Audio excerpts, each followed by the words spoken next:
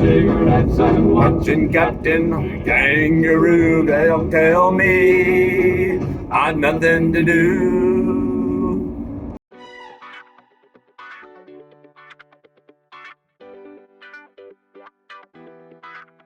I don't tell me. Welcome to East Tennessee Pinball. I'm headed to Nashville, going to get another pinball machine. Going to be a Monsters Bash special edition. So supposed to be one owner, home use only. Should be like super nice. I'm thinking it probably will be.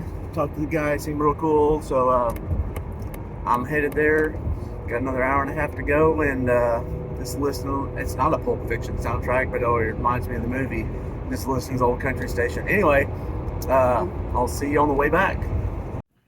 Well, I made it back with the Monsters Bash.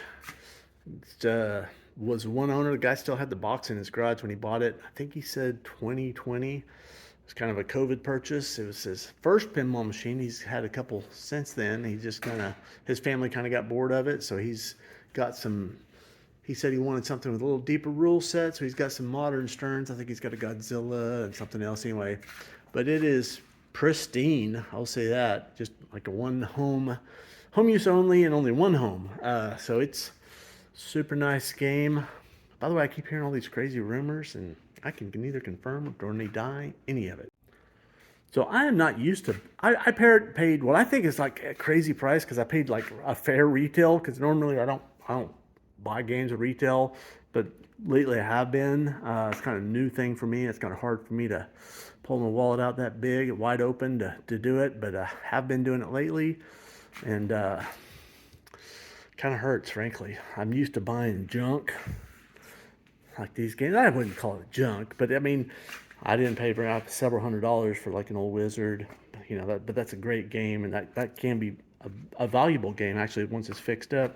Didn't pay a whole lot for this game. It's kind of an oddball game, but this travel time, it's going to be a great game. So, you know, that's the kind of games I normally buy, but like that Captain Fantastic down here, yeah.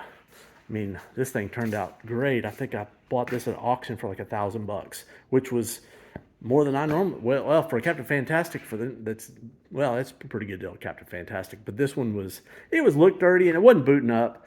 But this was literally like the easiest fix to get this thing to boot up. One of the Jones plugs, one that was right here on the inside of the cabinet. I'm talking about down underneath the playfield. The Jones plug was just burned up. Replaced that, and about 80% of it came alive right then. Of course, I went through it all, but it's a freaking great game. Anyway, so been buying some games retail prices, and it's like new to me.